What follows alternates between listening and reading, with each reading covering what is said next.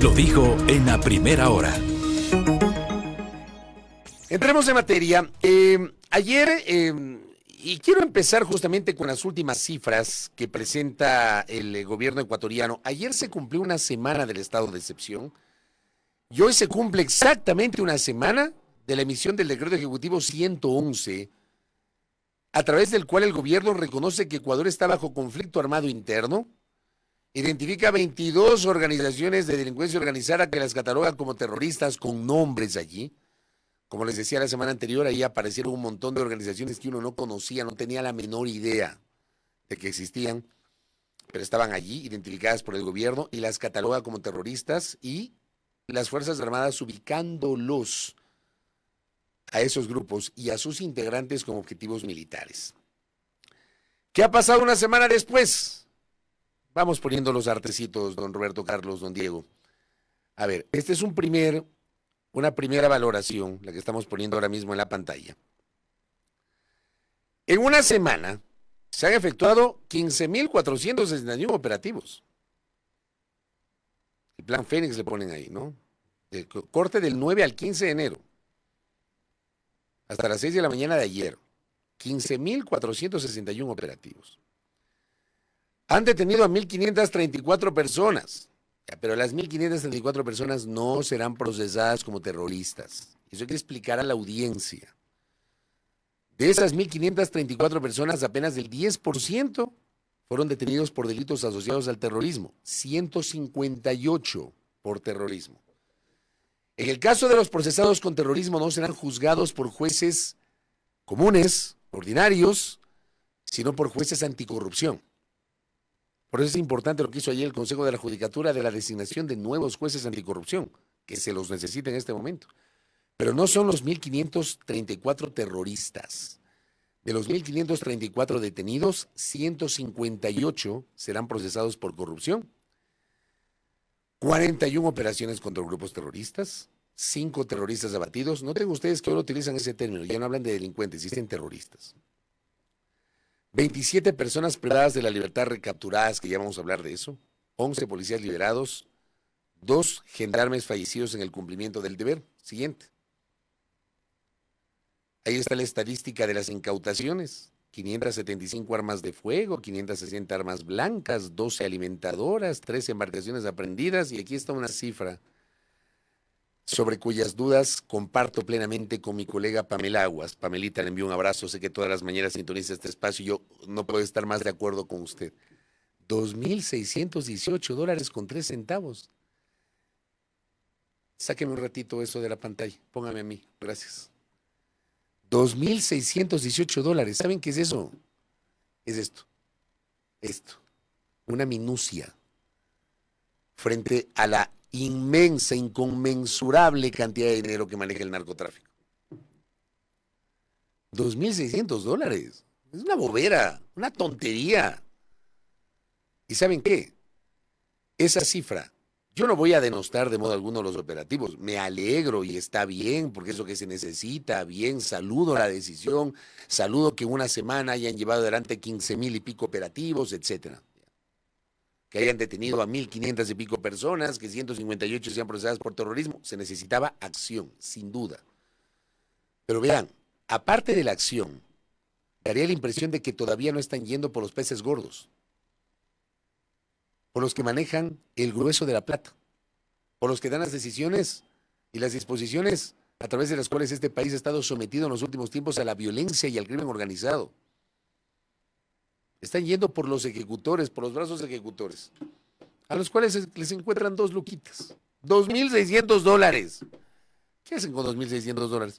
Póngame de nuevo el artecito, don Robert. 478 explosivos incautados, 367 recuperados, 13,043 municiones incautadas. Suena bien para la estadística. Póngame el siguiente. 213 motocicletas recuperadas, 7,255 galones de combustibles. Ahí también está parte del crimen organizado, el tráfico de combustibles. 229 celulares, 5,641,9 kilogramos de droga decomisada, 11 atentados a infraestructuras policiales, 13 atentados a infraestructuras públicas y privadas, y el último, 201 guías y personal administrativo de cárceles liberados. Gracias, don Rubén. ¿Qué tal? Yo les insisto, yo saludo, a mí no me van a escuchar jamás decir cómo van a ser los operativos. Está bien, pues es lo que necesita el país. El país necesita seguridad, necesita acciones. Eso es lo que hemos venido reclamando como sociedad hace rato. Es inevitable hacer la comparación con los dos gobiernos anteriores. ¿Qué hicieron Moreno? ¿Qué hicieron Lazo? ¿Por qué Noboa sí logra ingresar con el personal de Fuerzas Armadas a las cárceles? Yo les mostraba ayer casi un déjà vu con la publicación de que Noboa decía que estaban tomando el control de las cárceles igualito a lo que decía Lazo en noviembre del 2022. Estamos tomando el control de las cárceles y naranjas agrias. Nada que ver. Nunca pasó eso. Entonces muchos nos preguntamos, ¿qué hizo de diferente Noboa hoy que no hicieron Moreno y Lazo y sus gobiernos? Por otra parte, y ahí viene la inquietud, ¿qué va a pasar después de que los militares ya no estén? Porque los militares no pueden estar a perpetuidad en las cárceles, no hay cómo. El estado de excepción es eso, excepcional, durará 60 días y entiendo que la norma constitucional le da máximo una prórroga de 30 días adicionales, hablamos de 3 meses, 90 días. Y cuando pasen los 90 días, ¿qué va a ocurrir? ¿Qué va a pasar con los militares? ¿Será que 90 días alcanza para poder reestructurar el SNAI? ¿La propia Policía Nacional? Planteo estas inquietudes. Y como decía ayer, cuidado, caen en la venta de humo. La venta de humo es lo peor que le puede pasar al gobierno. Porque con la venta de humo ya le pasó a Lazo. Y dicen en ese espejo, ese es el espejo más cercano. Con la venta de humo comienzan a perder paulatinamente la credibilidad y al final la gente les deja de creer. Porque ya mucha gente sentirá que es como el cuento de Pepito y el lobo. Mientes, mientes, mientes y cuando dices la verdad ya no te van a creer. Insisto, el espejo más cercano es el de Lazo, que no le ocurra lo mismo a Noboa. Y esa cifra de $2,600 me parece una minucia, una bobera. ¿Cuándo van por los peces gordos? ¿Cuándo? Y bueno, hablando de los peces gordos, ayer el gobierno manda un cuarto proyecto de urgencia en materia económica a la Asamblea Nacional. Por si acaso, solamente en estado de excepción, el presidente de la República en funciones está facultado a enviar 2 proyectos de urgencia en materia económica en simultáneo a la Asamblea. En condiciones normales, la Constitución prohíbe enviar más de un proyecto de urgencia en materia económica a la función legislativa. Ese es un estado excepcional. Y con base en ese estado excepcional, el presidente envía la semana anterior el proyecto que plantea la elevación del IVA del 12 al 15%, que sinceramente, bueno, esto es política, ¿no? Yo no le veo futuro en la Asamblea. No le veo futuro para aprobar. Habrá que ver si esos mismos votos sirven para negar, que no es lo mismo, porque las decisiones en la Asamblea se aprueban en positivo. Aquí no hay la negativa tácita por si acaso. O sea, la gente que dice eso está en otras. No existe la negativa tácita. Las resoluciones en la Asamblea se aprueban en positivo. O apruebas o niegas. Pero no es que si no apruebas automáticamente está negado. No. Hay que votar una moción de aprobación y si no hay votos para la moción de aprobación, se debe votar una moción de negativa para negar el proyecto de ley. La gran pregunta es, ¿habrá los votos para negar, tomando en cuenta que no parece que hay votos para aprobar? Ahí les dejo boteando la pelotita. 2 peces gordos estaban ya en la pecera y se fueron justo antes del estado de excepción y antes del estado de guerra, me dice Andrés Reliche. Claro, pues pregúntenle a Fito y a Colón Pico. 2 peces gordos que estaban en la pecera y a los que les dejaron fugar. Hablando de los peces gordos, les decía, mandó el presidente este proyecto de ley. El cuarto de urgencia en materia económica. Si hay algo que se puede destacar de Noboa, es la rapidez con la cual ha enviado proyectos urgentes a la Asamblea Nacional. 4 en menos de 2 meses. Recién Noboa va a cumplir el 23 de enero 2 meses. En menos de 2 meses ha enviado 4. La reforma tributaria, la inicial, la ley de competitividad energética, la propuesta para elevar el IVA y ahora el proyecto de ley orgánica de urgencia económica para la recuperación de activos de origen ilícito y transparencia en la contratación pública. Este proyecto de ley, ahí ponen una extensa exposición de motivos, plantea reformas en varios rubros. A la ley de extinción de dominio, para empezar. Habla del papel de la Fiscalía General del Estado, que juega un papel fundamental toda vez que tiene la responsabilidad de realizar investigaciones exhaustivas para determinar la conexión entre los activos y los delitos cometidos y iniciar acciones legales para identificar los bienes relacionados con actividades ilícitas. La unidad de análisis financiero, que proporciona información valiosa a la Fiscalía y otras autoridades contribuyendo a la identificación de bienes susceptibles de extinción de dominio. Esta entidad, sobre la cual hemos tenido como país múltiples dudas sobre su rol, sobre su efectividad, tiene la tarea de analizar y monitorear las transacciones financieras con el fin de detectar patrones asociados al lavado de activos y financiamiento de delitos. Simple, si alguien manejaba un promedio de $100 en su cuenta bancaria y de pronto empieza a manejar 20,000, 30,000, 50,000 dólares de un momento a otro. Para eso sirve la unidad de análisis financiero, con las alertas de los bancos. En algún momento nosotros alertamos acá a propósito de un reportaje que publicó Ecoavisa en su momento, tanto a nivel del canal cuanto en la página web. Me parece que fue en la provincia de Los Ríos, donde se hablaba de que en un cantón, no sé si era Babahoyo o Quevedo, el 60% de las viviendas compradas en los últimos meses se las compró en efectivo. Una locura. ¿De dónde sale la plata? Para eso está la OAFE. Y la OAFE se le ha cuestionado mucho porque se ha sentido que no ha hecho su tarea. La Policía Nacional, a través de unidades especializadas, dice la exposición de motivos, participa activamente en el proceso, en la investigación de actividades delictivas, la identificación de bienes relacionados con dichas actividades, la colaboración con la Fiscalía.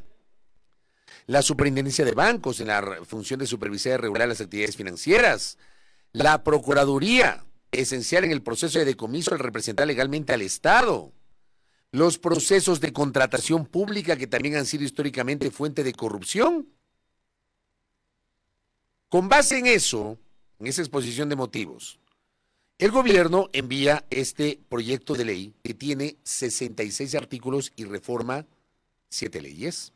Ley Orgánica de Urgencia Económica para la Recuperación de Activos de Origen Ilícito y Transparencia en la Contratación Pública. Entonces, allí se incluyen, me parece que 39 artículos que reforman la Ley Orgánica de Extinción de Dominio. Luego, tenemos 2 artículos que reforman el Código Orgánico Integral Penal. Tenemos reformas a la Ley Orgánica del Sistema Nacional de Contratación Pública. Tenemos reformas a la Ley Orgánica de la Contraloría General del Estado. Reformas a la Ley Orgánica de la Procuraduría General del Estado. Reformas al Código Orgánico Administrativo y reformas a la Ley de Fabricación, Importación, Exportación, Comercialización y Tenencia de Armas, Municiones, Explosivos y Accesorios. Hay una disposición general única hablando de las armas, todas las armas que fueran incautadas, confiscadas o decomisadas por autoridad competente en delito flagrante de conformidad con el calibre y su utilidad posterior al trámite correspondiente a cargo del 4º Departamento de Estado Mayor del Comando Conjunto de las Fuerzas Armadas serán destinadas a la Policía Nacional o Fuerzas Armadas para Seguridad Interna del país. Ya les voy a decir por qué leo esto. Hay una transitoria donde dice que en el término de 30 días contados a partir de la entrada y vigencia de la presente ley, la Presidencia de la República reformará el reglamento, la Ley de Fabricación de Armas, con el fin de que las armas, municiones, explosivos y accesorios incautados, confiscados, decomisados o entregados voluntariamente una vez que sean entregados al Comando Conjunto, se registren y mediante informe técnico se determine su uso para las Fuerzas Armadas y la Policía Nacional según sus características. A ver, ¿saben por qué leo esos 2 últimos artículos? ¿Para qué rayos quieren ir a una consulta popular si aquí están planteando al menos 2 o 3 preguntas de las propuestas de consulta popular? Hablen en serio. Este país no necesita consulta popular, perdón, me van a disculpar. Salvo mejor criterio de ustedes, yo no estoy de acuerdo, sobre todo en estos momentos de crisis y en estos momentos de urgencia. Perder el tiempo y perder recursos en una innecesaria convocatoria de consulta popular cuando el presidente no está haciendo lo que corresponde. Si hoy tiene la posibilidad de enviar a la Asamblea porque hay una relación de cordialidad y de trabajo conjunto entre Legislativo y Ejecutivo, ¿para qué va a perder el tiempo y destinar 55 a 60 millones de dólares en una consulta popular? Cuando aquí, por ejemplo, en este proyecto de reforma ya está planteando Lo mismo que está preguntando en este bloque de 20 preguntas que ha enviado a la Corte Constitucional para su calificación. Si ustedes revisan tanto la primera tanda, que me parece que es peor que la segunda, porque en la primera plantea 11 preguntas, de las cuales la única pregunta que justifica una consulta popular, no significa que yo esté de acuerdo por si acaso, la única pregunta que justifica que haya una consulta popular es la número 11 sobre los casinos. Porque como dicen los abogados, las cosas en derecho se deshacen como se hacen, y si quieren que vuelvan los casinos, que está claro que aquí en el país hay un criterio mayoritario de que no regresen los casinos. Al menos así ha reaccionado mucha gente. Pero hay una prohibición vigente desde el 2011 con base en una consulta popular. Entonces, para deshacer eso hay que convocar otra consulta popular. Las otras 10 preguntas, créanme, son completamente innecesarias. No se proponen textos concretos, se pregunta lo obvio.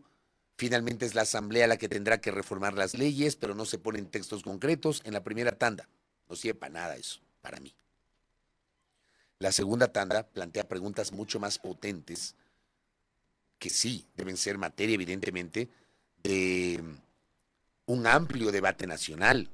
El tema laboral, el tema de la extradición, el tema del arbitraje, etcétera. Pero ahí pues pusieron también lo de extinción de dominio. ¿Para qué ponen eso si aquí tranquilamente el presidente de la República está planteando una reforma legal en donde ya incorpora esos elementos sobre los cuales termina siendo completamente innecesaria la convocatoria a una consulta popular? Y acá con Tertulio plantea una inquietud, la rapidez con el envío de los proyectos de ley. O son muy eficientes ante la adversidad, o ya tenían todo preparado, ya tenían preparado todo esto. Buena pregunta la que se hace. Buena pregunta. A mí personalmente, yo no tenía en mi radar, tomando en cuenta las semanas previas a la posición de Noboa, que Noboa se fue a Europa, luego se fue a Estados Unidos, no pasó aquí en el país, han tenido problemas para armar el equipo de gobierno, pero a mí me ha sorprendido la rapidez con la que ha mandado proyectos de ley. Ahora, habrá que ver la calidad de esos proyectos de ley. Digo, aproveche hoy la relación que tiene con la Asamblea y ahórrese ese billete. Porque este proyecto de ley claramente está demostrando que no se necesita consulta popular para reformar estas leyes que estamos mencionando. Acá, por ejemplo, la doctora Jaramillo escribía en su cuenta de Ex un análisis. Decía o dice que el proyecto acentúa en las reformas a la ley de extinción de dominio, las endurece, incorpora delitos contra los recursos naturales mineros, trata, extorsión, usura, asociación ilícita, delincuencia organizada, en fin, delitos conexos al narcotráfico, y dispone bases de datos públicas, no será oponible a la reserva bancaria, bursátil y tributaria, ni se impedirá el acceso a la información, acorta plazos en el procedimiento de extinción de dominio, establece un solo proceso cualquiera que sea el número de bienes. Fortalece la acción de la Fiscalía, pone a trabajar a la Procuraduría y a la Unidad de Análisis Financiero, como corresponde, que son entes que han estado ahí, sobre todo la Unidad de Análisis Financiero, que claramente no ha estado a la altura de las circunstancias. Manda que la monetización de activos obtenidos se destinará a desarrollo integral de nuestros niños, o sea, la venta de los activos que decomise el Estado fruto de la lucha contra el narcotráfico y el crimen organizado. Educación, cultura, deporte, erradicación del trabajo infantil, necesidades determinadas por el Ministerio de Finanzas y el 10% al desarrollo tecnológico de la Fiscalía General del Estado en materia de extinción de dominio. Bien. En materia de contratación pública, la OAFE debe prevenir con reportes de evaluaciones de los contratistas del Estado. Yo no sé cómo hay gente sobre la cual hay presunciones de corrupción y siguen teniendo contratos con el Estado. O yo no sé cómo hay gente que no está al día con el SRI y sigue teniendo contratos con el Estado. Esas cosas uno no entiende. Al común de los mortales se atrasa un día en la declaración de impuestos y automáticamente cae en desgracia con el SRI. A los de poncho, a los yamingos, como dicen algunos. Pero hay otros de cuello blanco que no pasa nada, siguen siendo contratistas. Se realizará bajo régimen especial contratos de seguridad y defensa interna y externa del Estado. Eso tiene que ser observado siempre con lupa. Incluyendo los centros de privación de libertad del Sistema Nacional de Rehabilitación Social. Plantea concurso público transparente en selección de socios estratégicos en contratos de empresas públicas y en contrataciones interadministrativas. Están prohibidos los contratos de régimen especial entre instituciones públicas cuando una de ellas tenga asociación o consorcio con un privado. No más triangulación de contratos. creación de observatorios ciudadanos permanentes en materia de contratación pública en ejecución de obras. El presidente de la República, en coordinación con la Contraloría General del Estado, definirá los montos y procedimientos para el informe previo de la Contraloría. Se incorpora el principio de indubio pro administrado a favor del contratista en convalidación de errores. Sin recepción provisional, el mismo contratista no podrá firmar otro contrato con la misma entidad. La contratación de ingeniería, procura y construcción se incluye dentro del procedimiento de contrato integral por precio fijo. Finalmente, las armas incautadas decomisadas, si aún sirven, serán destinadas a la Policía Nacional o Fuerzas Armadas para la seguridad interna del país. En conclusión, explica la doctora Jaramillo, se endurecen normas contra delitos vinculados al narcotráfico, celeridad en el procedimiento de extinción de dominio, fortalece la Fiscalía General del Estado, la Procuraduría y la UAFE y celeridad en contratación de obras públicas, cosa que el gobierno necesita. Me he permitido leer este análisis que me parece, de lo más condensado y al mismo tiempo muy explicativo sobre lo que contiene este proyecto. Para lo cual la Asamblea tendrá 30 días para debatirlo. Es decir, tiene hasta el 14 de febrero, Día del Amor y la Amistad, justo el miércoles de ceniza, hasta esa fecha para aprobar este proyecto de ley. O sea, antes del carnaval. O hasta que termine el carnaval. La Asamblea tiene que demostrar que está a la altura de las circunstancias. Tomar con mucha seriedad y responsabilidad esta iniciativa. Analizar pormenorizadamente los diferentes artículos y contribuir con su energía al combate al crimen organizado a través de este cuerpo normativo, como se lo ha presentado, que se ve muy importante. Pero otra vez, esto nos demuestra que no se necesita consulta popular. Y yo sí creo que el gobierno debería ahorrarse la energía del debate político y los recursos que no hay para declinar su intención de convocar a consulta popular y concentrarse primero en la acción, que lo está haciendo a partir del estado de excepción, pero sobre todo en el diálogo con la función legislativa, efectos de que esto salga rápido. Y la Asamblea Nacional, que ayer, por cierto, presentó la agenda parlamentaria a través de su presidente, Henry Kronfle, al país, la agenda de las leyes priorizadas y de los temas de fiscalización para este periodo hasta el 13 de mayo del 2025, tiene que tomar en cuenta estos elementos y hacer con la agilidad que corresponde. Que no pase por la falta de leyes, que no pase por la lentitud en el trámite, que se abra un amplio debate político en el país para que estas leyes puedan ser aprobadas en el corto plazo. Y bueno, en este caso no hay margen de error, ni hay tiempo que perder. Justamente por eso la naturaleza de los proyectos de urgencia en materia económica. Cierro ahí mi comentario para que vean ustedes, ¿ya? Cuando uno dice que, cuando yo he sostenido desde la semana anterior que no se precisaba consulta, yo no creo que se precisa consulta. Y ahí está pues la demostración con este proyecto de urgencia en materia económica. Les alerto, charla imperdible acá, imperdible.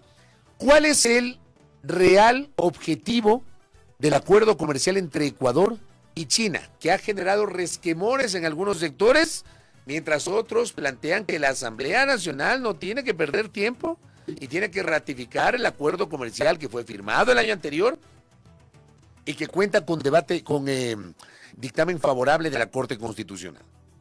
La semana anterior comenzó el debate en la Asamblea, que no terminó, y entiendo que no terminó por ausencia de votos, y esto ha provocado también una discusión en redes, que hoy la trasladamos acá. El debate tiene que ser democrático. Lo trasladamos acá a nuestra cabina. Tendremos al exministro de la Producción, Julio José Prado, que fue uno de los artífices de la firma de ese acuerdo comercial entre Ecuador y China, y al PhD en Innovación Intigrón Ever, que también abiertamente ha sido crítico de algunos elementos de ese acuerdo comercial. Primera Plana. Todas las noticias, todas las voces.